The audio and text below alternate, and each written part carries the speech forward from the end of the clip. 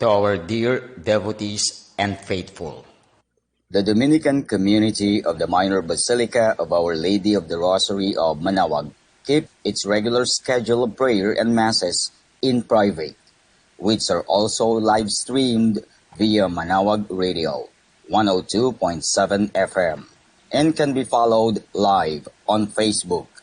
We assure you that your mass intentions and prayer requests will be remembered.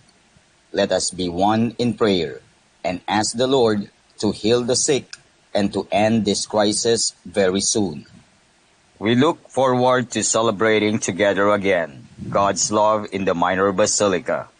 May the Lord and Apo Bakat keep you all safe and healthy. See you soon. Dear brothers and sisters, during this period of pandemic brought by COVID-19, the Holy See grants plenary indulgences to all who are suffering from the coronavirus, to the healthcare workers who attend to them, and to all the Catholic faithful who offer prayers for our suffering brothers and sisters.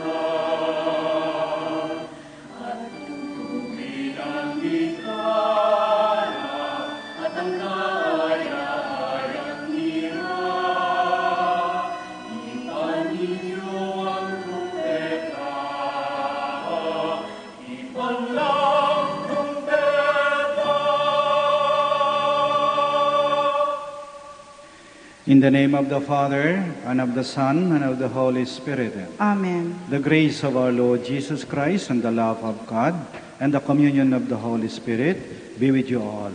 And with your spirit. Good day, everyone. Good day, Father. And to prepare ourselves to celebrate these sacred mysteries, we call to mind our sins, and we ask God's mercy and forgiveness. In all humility, altogether we say, I confess to Almighty God and to you, my brothers and sisters, that I have greatly sinned in my thoughts and in my words, in what I have done and in what I have failed to do. To my fault, to my most grievous fault.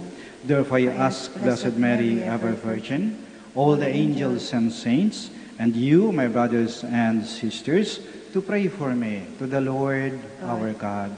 May Almighty God have mercy on us, forgive us our sins, and bring us to everlasting life. Amen.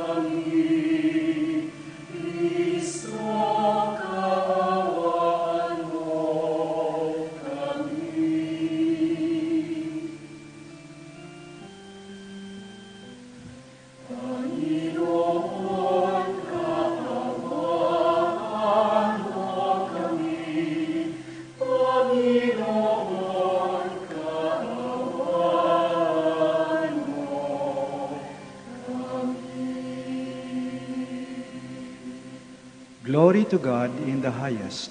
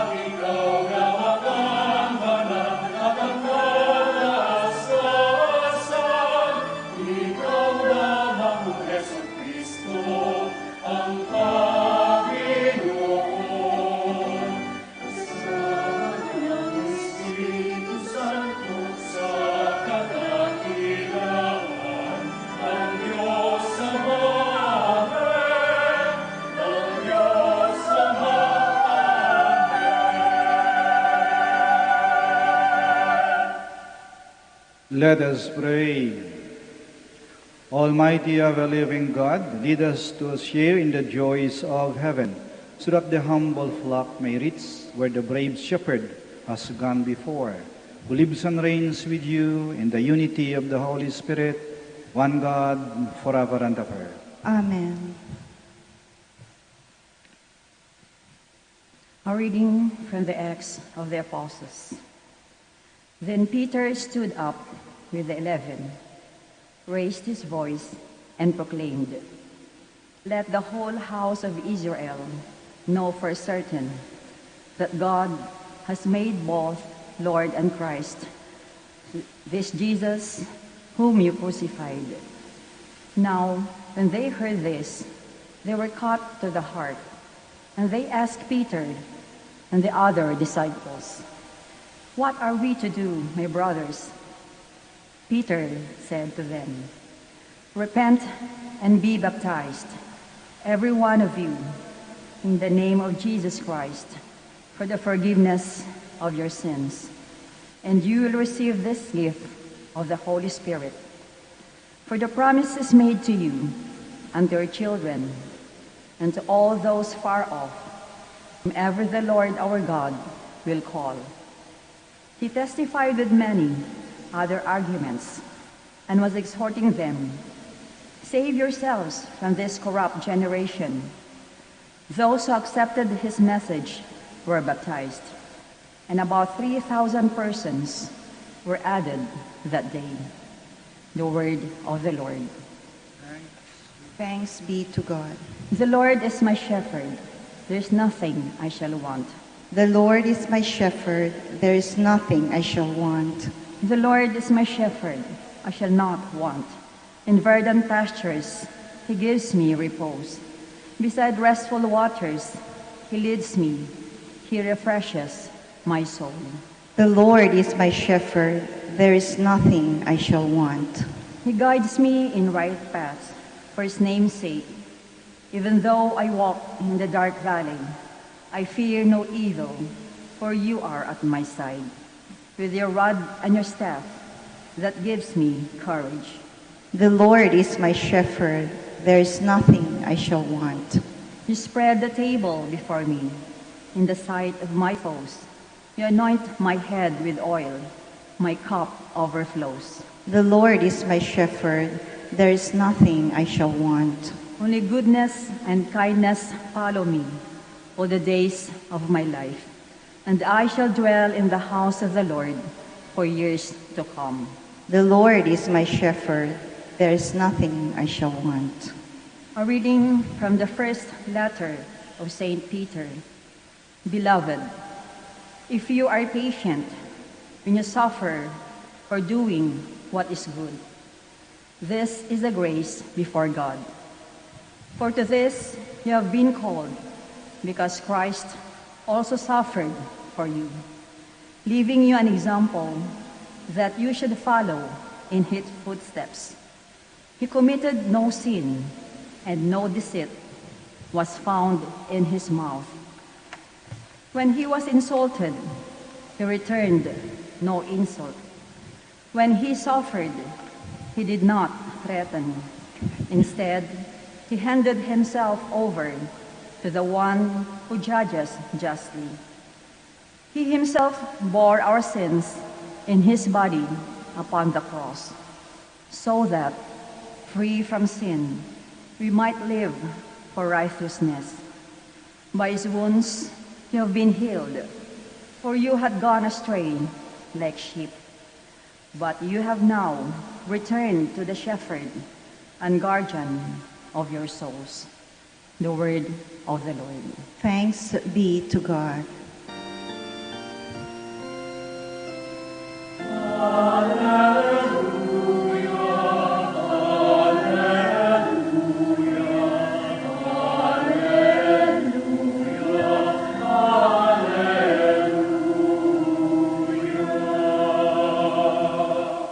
I am the good shepherd, says the Lord. I know my sheep, and mine know me.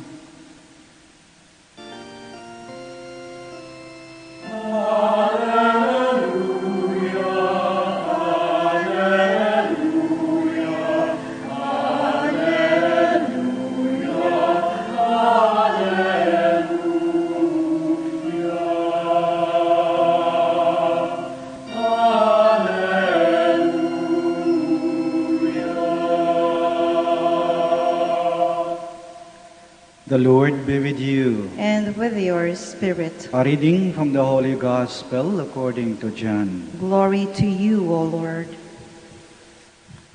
Jesus said, Amen, amen, I say to you, whoever does not enter a sheepfold through the gate, but climbs over elsewhere, is a thief and a robber. But whoever enters through the gate is the shepherd of the sheep. The gatekeeper opens it for him, and the sheep hear his voice, and the shepherd calls his own sheep by name and leads them out. When he has driven out all his own, he walks ahead of them, and the sheep follow him, because they recognize his voice. But they will not follow a stranger. They will run away from him, because they do not recognize the voice of strangers. Although Jesus used this figure of speech, the Pharisees did not realize what he was trying to tell them. So Jesus said again, Amen, amen, I say to you, I am the gate for the sheep.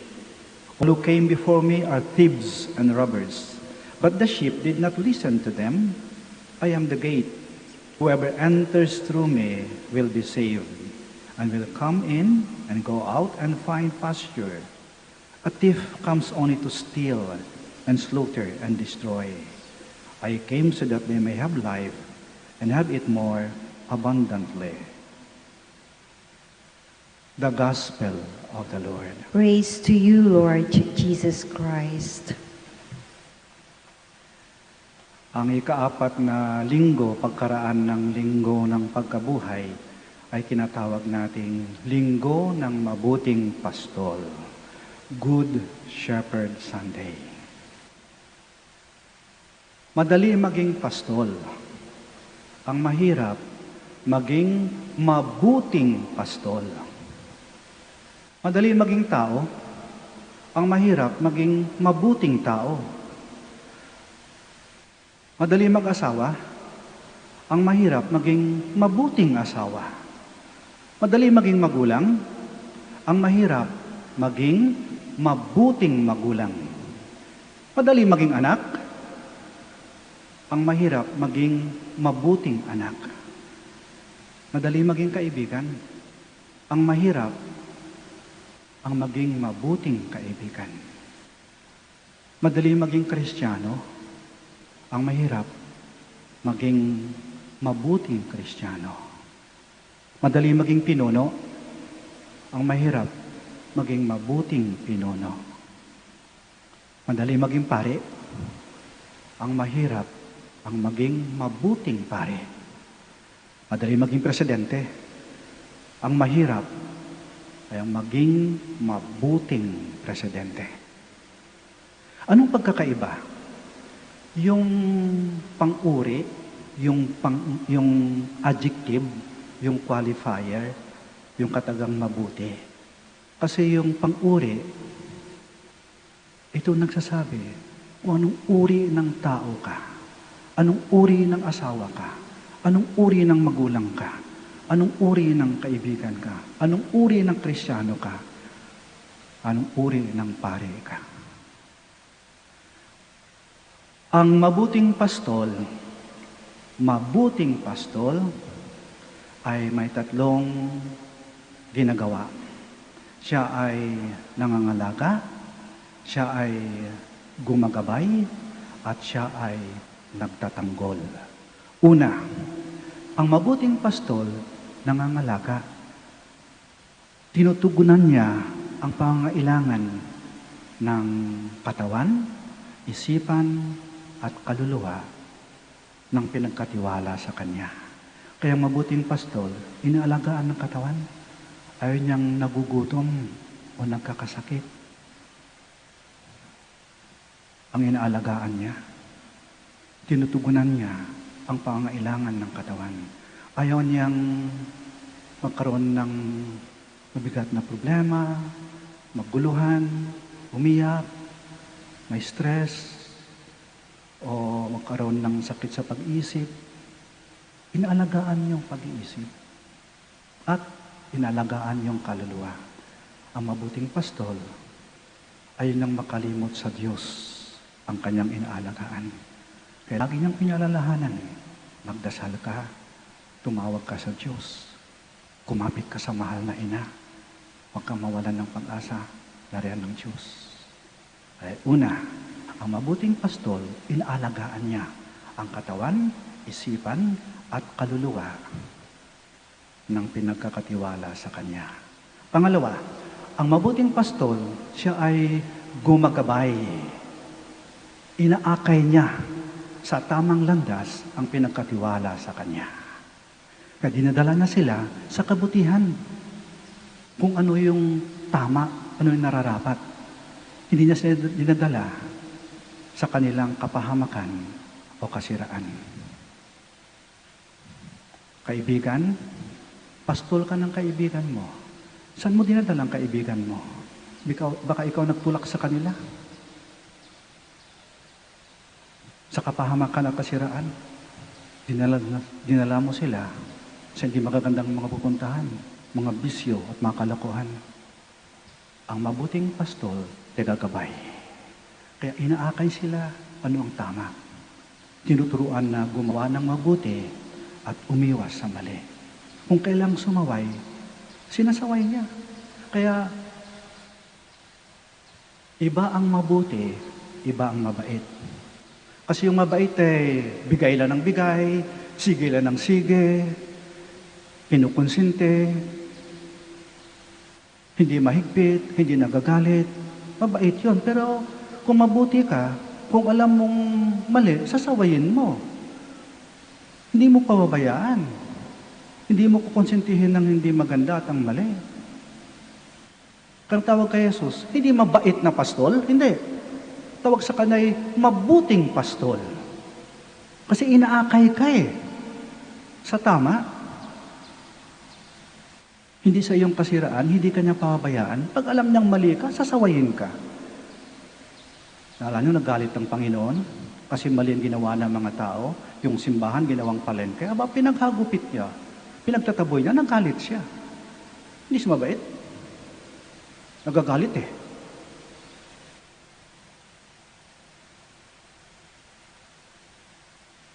Ang mabuting pastol, inaakay tayo kung saan ang tama. Sa panahon natin ngayon, ang mabuting pastol, yung bang inaakay ka na harapin ang kinabukasan na hindi mo alam kung naghihintay sa iyo. A good pastor, a good shepherd, a good teacher, a good parent will lead you to the future which may no longer be his. Ibig sabihin, ang mabuting pastol, inaakay tayo sa isang kinabukasan na maring hindi na niya magisnan. Kaya tinuturuan tayo sa panahon natin ngayon, no? New normal na hinap na rin, na maging resourceful, maging creative, maging innovative, maging resilient, at maging matatag at matapang. Pag matakot, harapin ang kinabukasan, may hindi natin alam kung ano naghihintay. Doon tayo inaakay. Preparing us for a future which may no longer be theirs. Pangatlo, ang mabuting pastol nagtatanggol. Sabihin, ililigtas tayo sa anumang panganib. Pagtatanggol tayo, at handa siyang ialay ang kanyang buhay upang tayo ay ipagtanggol. Hindi niya tayo iiwanan. May nalaala ko, last year ata nangyari ito Isang nanay naglalakad sa bangketa, hawak yung kanyang anak. So, mga 2-3 taong gulang yung bata, lalakad sila. At pagdating nila sa may tindahan ng prutas, bumili yung nanay. Binitiwan sandali yung kanyang anak. Aba, may biglang huminto na puting van, bumukas yung pinto, at pilit na tinatangay, hinhablot yung kanyang anak, na makita ng nanay niyakap niyang anak niya, at lumaban siya. Pinagsisipa, pinagkakalmot, pinagsusuntok. 2 mama na malalaki sa loob ng van, Kahit tinutukan siya ng baril, mahigpit yung hawak na sa kanyang anak. Hindi niya binitiwan. Hanggat sa sumuko yung 2, sabi na, tara pare, takas na tayo, hindi natin kaya to. Kung tumarurot paalis yung sasakyan. Kaya mabuting pastol, ipagtatanggol niya, itataya niya ang kanyang buhay sa kanyang minamahal. At sa panahon natin ngayon, marami din mga mabuting pastola na handang itaya ang kanilang buhay. Yung mga frontliners natin, yung mga doctors, nurses, handang itaya yung kanilang buhay. Sa tunayan ngayon, dami ng mga nagkasakit at mga nasawi ng mga frontliners. At hindi lang yung mga healthcare workers, yung mga nag-aayos ng kaayusan at kapayapaan ng ating kapaligiran. Ang mga pulis, mga sundalo, mga barangay tanod, yung matitino na mga magbabantay ng ating kaayusan. Ganun din yung mga nagtitinda, nagmamaneho ng sasakyan, naglilis ng ating kalsada, humahakot ng basura, yung mga nagdadala ng mga deliveries. Maraming mga mabuting pastol. Kaya eto, yung ginagawa ng mabuting pastol. Una, sila ay nangangalaga. Pangalawa, sila ay gumagabay. Pangatlo, sila ay nagtatanggol. Itong lahat ay ginawa ni Jesus. At ginawa ni Jesus ito, siya ay nangangalaga, siya ay gumagabay, at siya ay nagtatanggol dahil siya ay nagmamahal.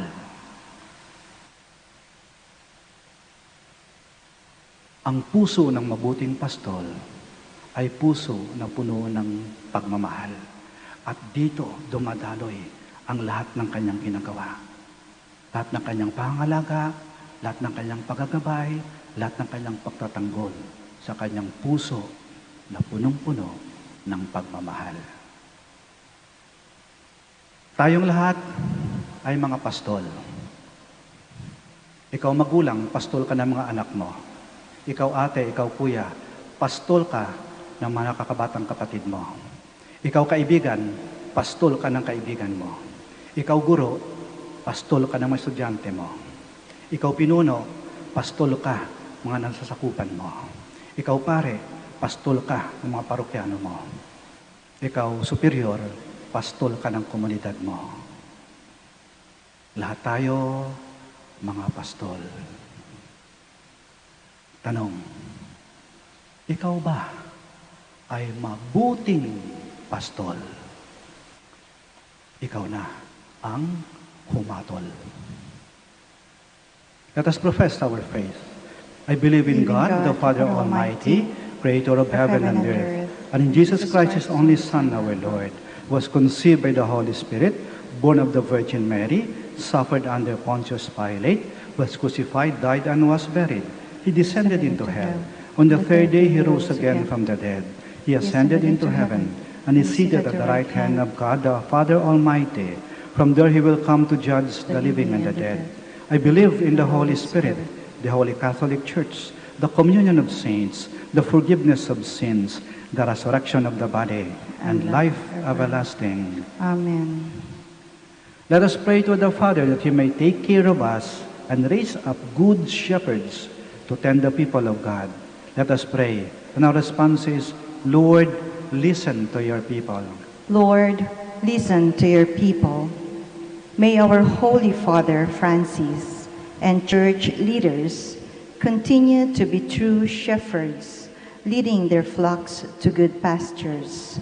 We pray. Lord, listen to your people. Like Jesus, the good shepherd who loved and died for his people, may our political and civil leaders govern in such a way that our time, marked by many signs of violence and death, may see the establishment of peace and a culture of life. We pray. Lord, listen to your people. May young people, following the good examples of their elders, take their place in society with a sense of responsibility, service, and respect for the dignity of each person. We pray. Lord, listen to your people. Today, World Day of Prayer for Vocations, we pray that there be more young men and women who respond to God's call to the priesthood and consecrated life and give themselves totally to the cause of the kingdom. We pray. Lord, listen to your people. May those who are sick and at the moment of death receive the comfort of the Lord, so that they may not fear, but hold on to the good shepherd who died to give life to all of us. We pray. Lord, listen to your people. Let us pray for the urgent concerns of our community and our personal intentions.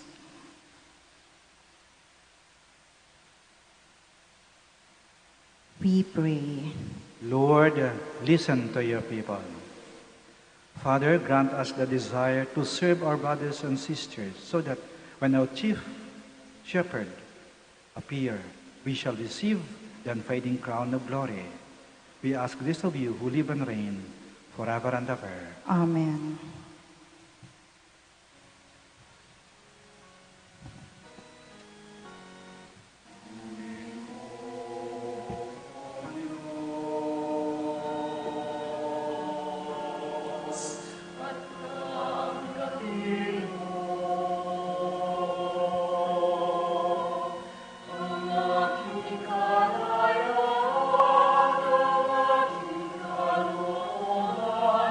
Ici,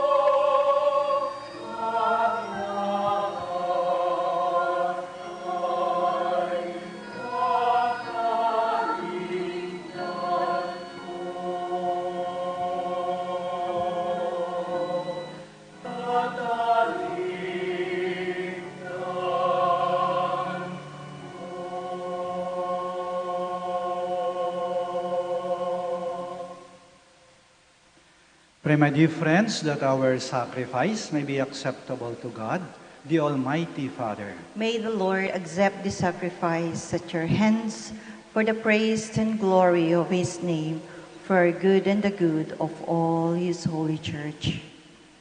O Lord, grant, we pray, that we may always find delight in these Paschal mysteries, so that the renewal constantly at work within us may be the cause of our unending joy through Christ our Lord. Amen. The Lord be with you. And with your spirit. Lift up your hearts. We lift them up to the Lord. Let us give thanks to the Lord our God. It is right and just. It is truly right and just, our duty and our salvation, at all times to acclaim you, O Lord, but in this time above all, to laud you yet more gloriously, when Christ our Passover has been sacrificed, who with the old order destroyed, a universe cast down is renewed, and integrity of life is restored to us in Christ. Therefore, overcome with paschal joy, every land, every people exults in your praise, and even the heavenly powers with the angelic hosts sing together the unending hymn of your glory as they acclaim.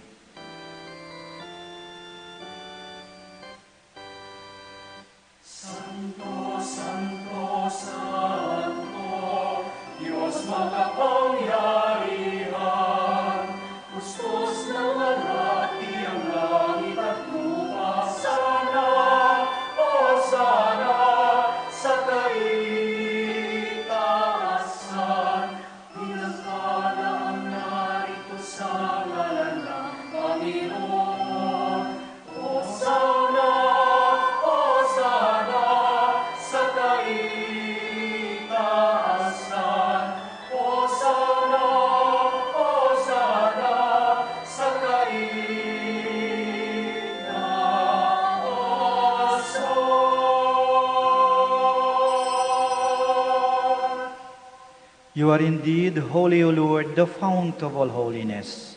Make holy, therefore, these gifts, we pray, by sending down your Spirit upon them like the dewfall, so that they may become for us the body and blood of our Lord Jesus Christ. At the time he was betrayed and entered willingly into his passion, he took bread, and giving thanks, broke it, and gave it to his disciples, saying, "Take this, all of you, and eat of it, for this is my body, which will be given up for you."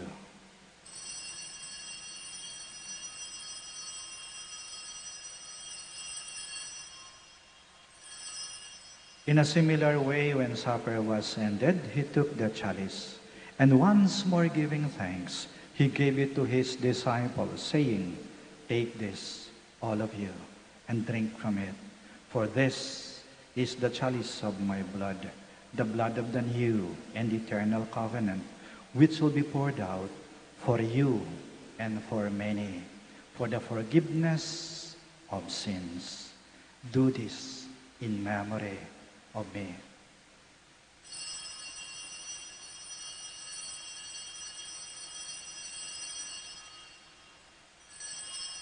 The mystery of faith.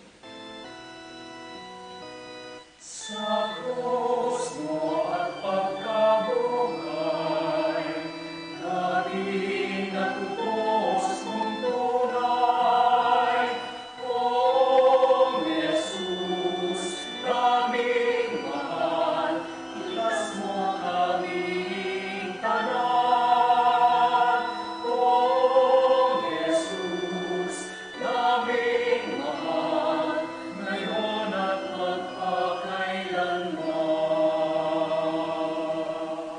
Therefore, as we celebrate the memorial of his death and resurrection, we offer you, Lord, the bread of life and the chalice of salvation, giving thanks that you beheld us worthy to be in your presence and minister to you.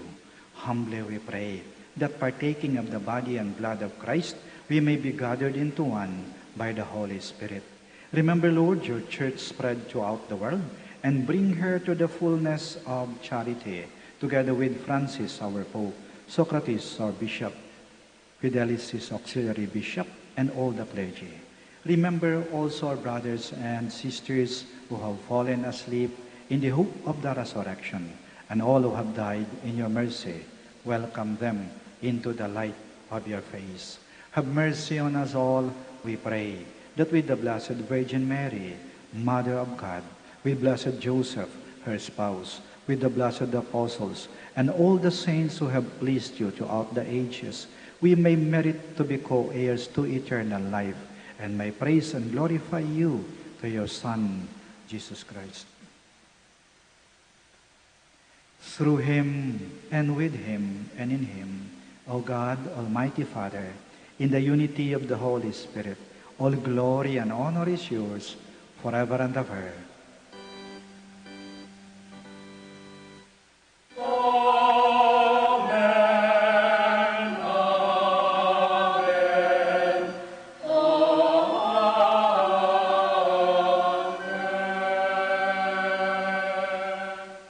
Now in loving confidence, we pray to our Father in the words Christ taught us.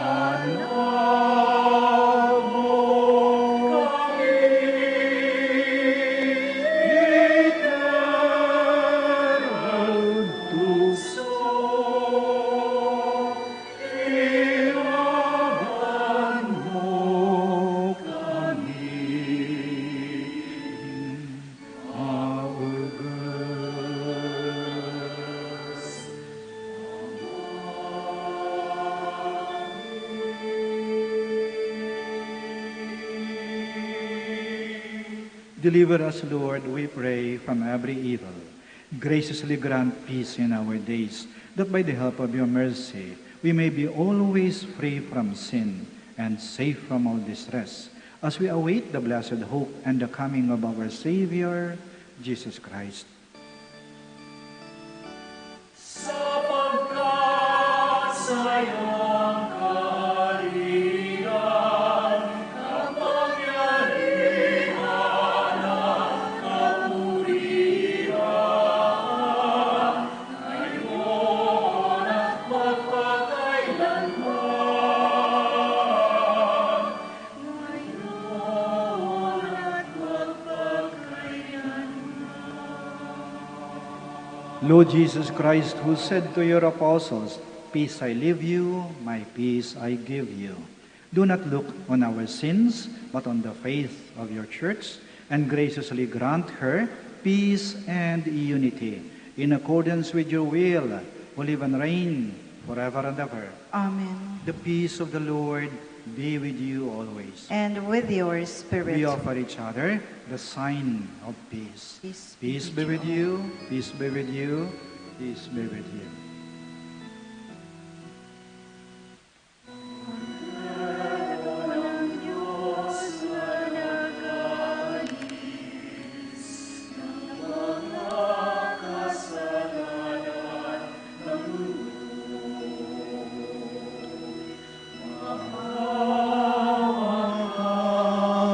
Sa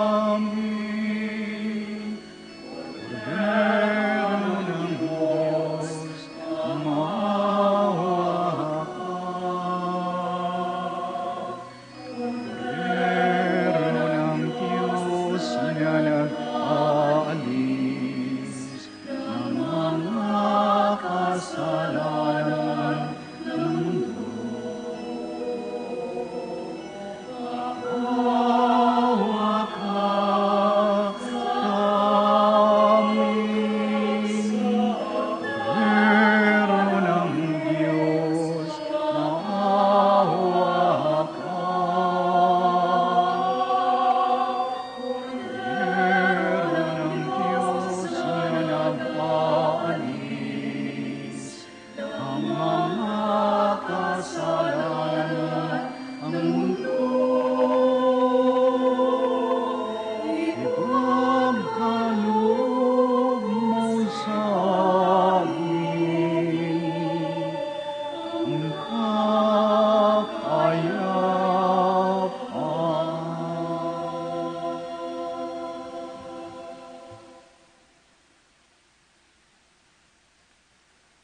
Here is Jesus Christ, the Good Shepherd, the Lamb of God who takes away the sins of the world. Blessed are those called to the supper of the Lamb. Lord, I am not worthy that you should enter under my roof, but only say the word, and my soul shall be healed.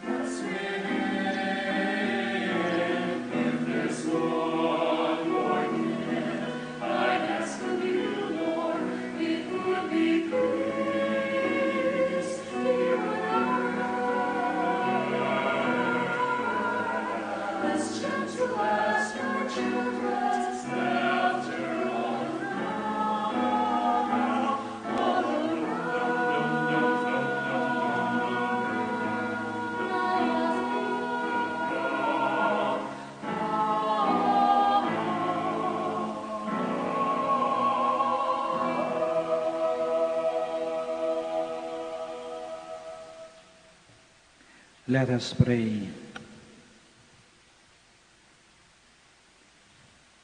Look upon your flock, O good shepherd, and be pleased to settle in eternal pastures the sheep you have redeemed by the precious blood of your Son, who lives and reigns forever and ever. Amen. Let us now pray the Oratio Imperata. O God, our Father, we come to you in our need to ask your protection against the COVID-19 that has claimed lives and has affected many. We pray for your grace for the people tasked with studying the nature and cause of this virus and its disease, and of stemming the tide of its transmission. Guide the hands and minds of medical experts that they may minister to the sick with competence and compassion. and of those governments and private agencies that must find cure and solution to this epidemic. We pray for those afflicted. May they be restored to health soon. Grant us the grace to work for the good of all and to help those in need. Grant this to our Lord Jesus Christ, your Son, who lives and reigns with you in the unity of the Holy Spirit, God, forever and ever. Amen. Mary, help of all Christians. Pray for us. Saint Raphael the Archangel. Pray for us. Saint Roch. Pray for us. Saint Lorenzo Ruiz. Pray for us. Saint Pedro Calungsod. Pray for us. Maraming salamat po sa inyong pakikiisa sa banal na misa. At patuloy nating pagnilayan ang mensahe ng ating ebanghelyo para sa linggong ito. Tayong lahat ay hindi lang mga pastol. Tayo ay mga mabubuting mga pastol. The Lord be with you. And with your spirit. The Almighty God bless you. The Father, the Son, and the Holy Spirit. Amen. Our celebration of the Mass is ended. Go to love and to serve the Lord. Thanks be to God. We'll now pray for the blessing of the sick. God, our Almighty Father, by your blessing, you give us strength and support in our sickness. Turn with kindness toward our sick brothers and sisters, freedom from all sickness, and restore them to good health. Through the intercession of Our Lady of the Rosary of Manaoag. We ask this through Christ our Lord. Amen. Prayer for the blessing of rosaries and other religious articles. In memory of the mysteries of the life, death, and resurrection of our Lord Jesus Christ, and to the honor and glory of the Blessed Virgin Mary, Mother of Christ and Mother of the Church, Our Lady of the Rosary of Manaoag, may these rosaries, images, candles, scapulars, and other articles of devotion be blessed and made holy in the name of the Father, and of the Son, and of the Holy Spirit. Amen.